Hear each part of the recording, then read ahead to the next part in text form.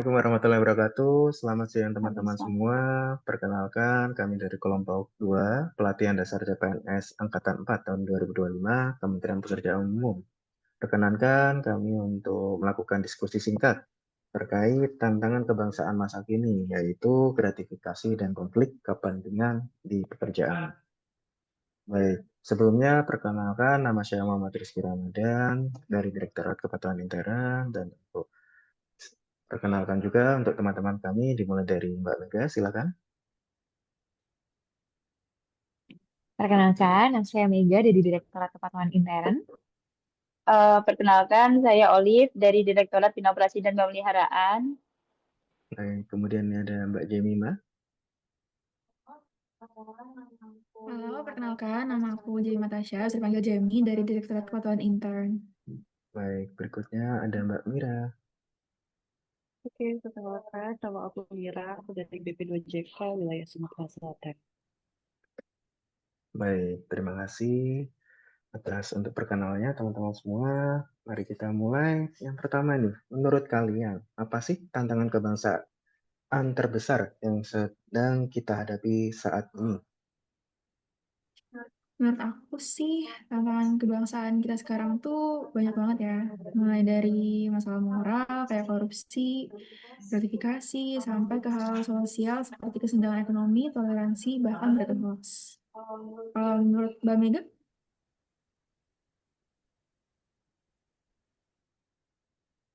Kalau menurutku sih tantangan paling besar di kesatuan sih. Karena kan sekarang kita ada banyak hal yang menyebabkan perpecahan nggak sih? Misalkan kayak apa perbedaan pendapat yang ujung-ujungnya jadi demo atau perilaku yang mungkin di mata kita baik, di mata orang lain gak berkenan, terus jadi perpecahan.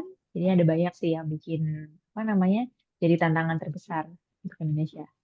Kalau Mbak Mira gimana, Mbak Mira? Oke, kalau dari aku sih kayaknya lebih ke konflik kepentingan ya. Sometimes kita sebagai pegawai sendiri lebih mengutamakan kepentingan pribadi daripada kepentingan publik. Padahal kan kita sebagai aparatur sipil seharusnya lebih prepare untuk mementingkan kepentingan masyarakat gitu ya.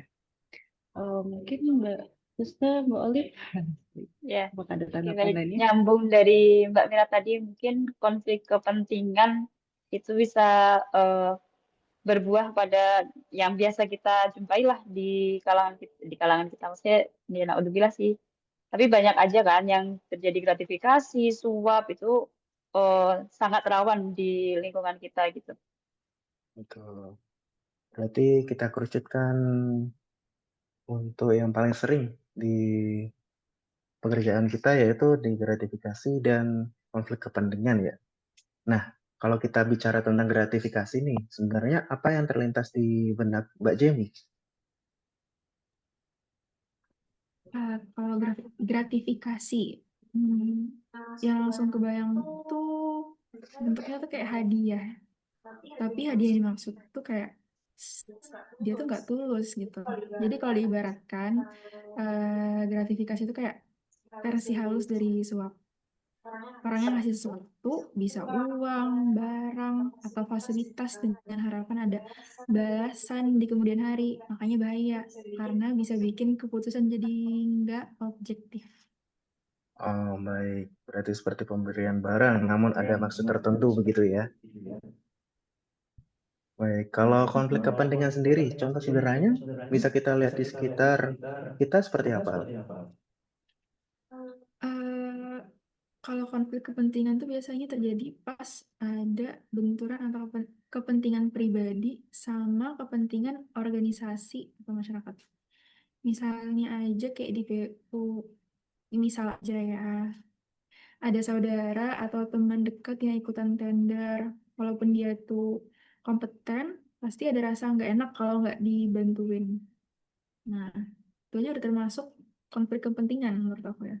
Karena bisa bikin keputusan jadi nggak adil, merugikan pihak lain. Ah, baik. Nah, untuk berikutnya, kalau kita bicara tentang gratifikasi, apakah gratifikasi itu hanya terjadi di kalangan pejabat saja, atau bisa juga di lingkungan kita sehari-hari? Mau Oli? Untuk tanggapannya? Enggak juga sih. Sebenarnya bisa juga di lingkungan kayak sekolah, sekolah aja gitu, yang kita percaya kredibilitasnya dia membangun budi pekerti, itu bisa aja terjadi gratifikasi itu.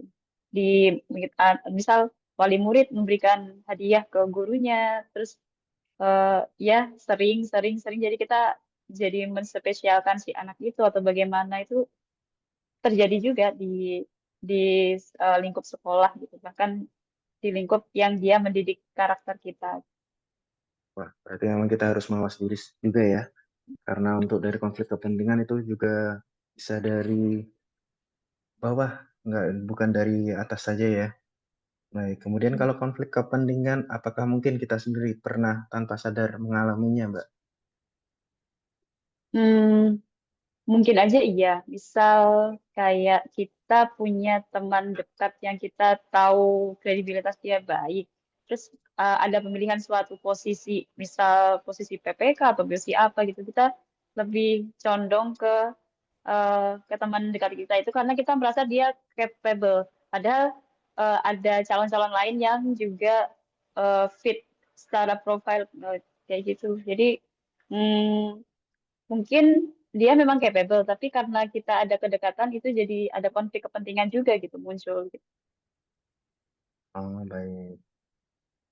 Kemudian untuk Mbak Mega nih, kenapa sih gratifikasi dan konflik kepentingan bisa jadi ancaman serius bagi bangsa kita? Kenapa itu bisa jadi ancaman serius? Menurutku karena itu tuh bisa merusak integritas sih. Karena kan kita masuk di apa jadi CPNS aja kan integritasnya 4/5 ya, udah tinggi banget ya. Jadi kalau sampai sampai kita terlibat dalam apa kasus-kasus gratifikasi dan konflik kepentingan sih, menurutku itu bisa merusak diri kita sendiri, terus akhirnya kita akan ngefeknya ke masyarakat, dan akhirnya yang paling panjang yang efeknya ke negara, negaranya jadi nggak stabil, banyak demo. Gitu sih, Mas. Oh, kalau dampaknya hal ini terus dibiarkan untuk pemerintah maupun masyarakat, bagaimana nanti dampaknya, Mbak? Kalau dibiarin, ya nanti ujung-ujungnya ya negaranya jadi nggak stabil sih. Karena kan jadi masyarakatnya nggak percaya nih sama apa namanya pemerintahan. Gitu. Oh, baik. Untuk pencegahannya sendiri, langkah yang konkret itu bagaimana yang dapat kita lakukan sebagai generasi muda mencegah gratifikasi dan konflik kepentingannya, Mbak Mira? Hmm. Oke, kalau ditanya terkait langkah, menurutku ada beberapa cara ya.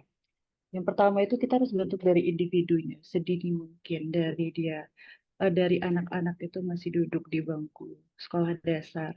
Itu kita upayakan nggak ada istilahnya kayak sekarang tuh ya, kalau dia kalau saat lagi pembagian rapot, biasanya kan anak-anak itu dimintain sumbangan untuk pemberian hadiah untuk gurunya. Padahal kan hal itu harusnya nggak boleh terjadi ya. Nah, harapan kita dengan mendidik anak-anak dari kecil menghindari praktek hal tersebut akan membiasakan anak-anak itu menghindari adanya praktek gratifikasi di kemudian hari. Yang pertama dari situ. Yang kedua dari lingkungan sosial masyarakat. Sebagai contoh dalam kehidupan apa bertetangga gitu ya. Kalau misal ada pemilu 5 tahunan, itu harusnya transparansi aja. RT RT RW RW nggak usah tuh yang mulai apa namanya apa sih amplop siluman siluman gitu ya. Menurutku Serangan itu fajar. benar-benar gratifikasi Betul. yang cukup parah gitu. Terus kalau kita lihat sekarang kan sekarang udah zaman digital, zamannya yang penuh inovasi, kita sebagai orang-orang yang udah melek digital ini bisa untuk share-share konten, untuk berani speak up, ataupun melaporkan adanya praktek-praktek gratifikasi itu sendiri. Kalau di PU kan ada namanya WISPU, whistleblowing sistemnya PU, kemudian Baunya. ada juga yang Hmm. namanya lapor.go.id gitu loh. Mungkin itu sih kalau menurut aku ya langkah-langkah konkret yang bisa kita lakukan. Kalau misalnya nih Mbak Mira jadi pemimpin suatu lembaga, apa yang dilakukan agar tidak terjebak dalam gratifikasi? Oke, eh, ini kita bicaranya sebagai pemimpin aku pengen bicara aku ya sebagai pemimpin juga terhadap rekan-rekanku di kantor ya. Kalau kita jadi pemimpin, yang pertama aku ingin menjadi role model yang baik tentunya.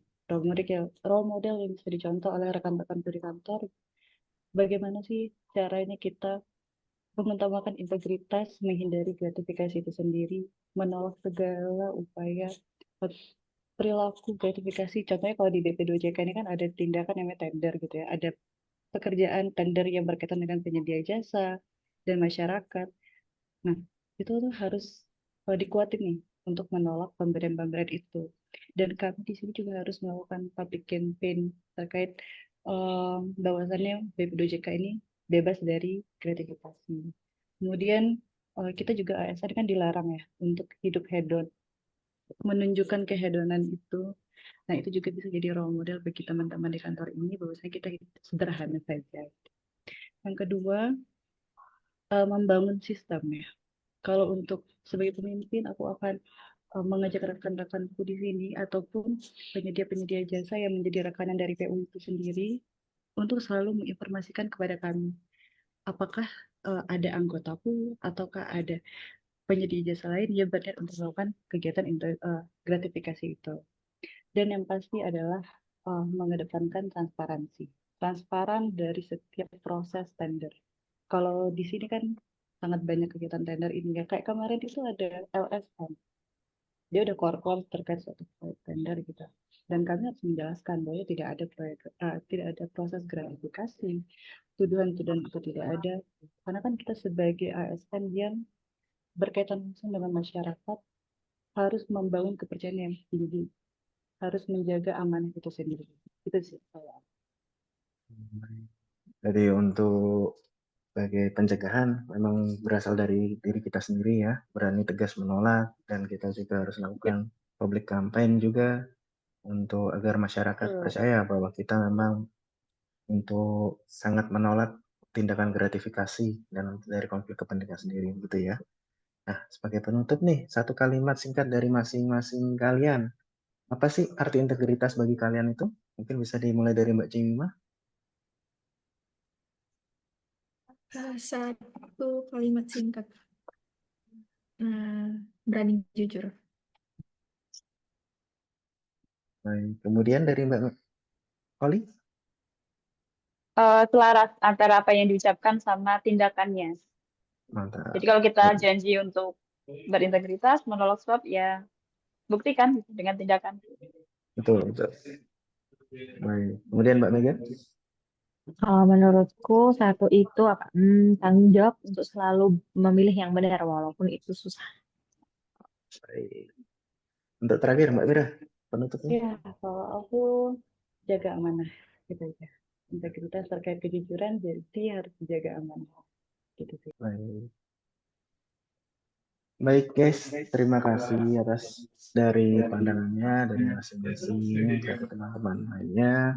Semoga ini obrolannya bermanfaat ya. Untuk sebagai rangkuman saja, memang untuk dari integritas sendiri sangat dibutuhkan di kita ya untuk sebagai menolak gratifikasi, untuk menolak konflik kepentingan, karena untuk gratifikasi dan konflik kepentingan itu aja bukan terjadi di kalangan pejabat ya, atau dari kalangan atas, dari kalangan yang udah dari kita dari kecil, dari lingkungan sekolah, lingkungan pendidikan pun adalah praktiknya ya.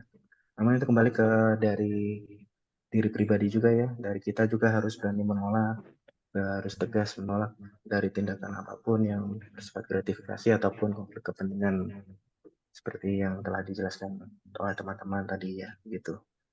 Baik, untuk selanjutnya mungkin bisa kita dapat bertemu kembali nanti di podcast-podcast selanjutnya dan mengingatkan bahwa menjaga integritas adalah bagian penting dari bela negara. Oke, see you guys. Terima kasih. Selamat siang. Terima kasih. Salam dari kelompok 2. Oke guys, ayo jargon. Jalan-jalan ke Kota Batu. Kelompok 2 selalu bersatu. Satu hati, satu aksi. Kelompok 2 berprestasi.